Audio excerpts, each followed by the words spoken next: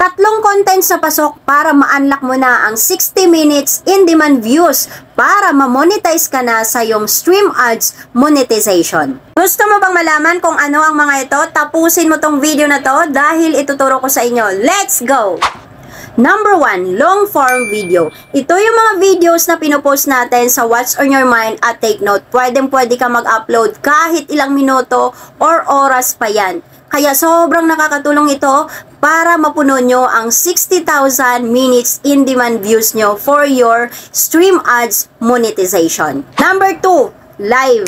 Ang pagla-live ay kailangan mong gawin yan araw-araw. Makikita mo yan lagi sa mga malalaking content creator ngayon. Talagang sipag at tiyaga po talaga ang puhunan mo dito. Kaya gawin mo ng mag-live everyday kung gusto mo talagang mapuno ang iyong 60,000 in-demand minutes views. Number 3, Reels videos. Ito yung tinatawag natin na short video kung saan pwede ka mag-upload ng 30 seconds to 1 minute videos. Kaya ano pang hinintay nyo, gawin nyo na para naman ma-unlock nyo agad yung 60 minutes in-demand views nyo. Kaya kung may natutunan ka sa video ito, huwag mong kalimutang mag-share, mag-like, mag-follow para updated ka sa next video na aking gagawin. Yun lang, bye-bye!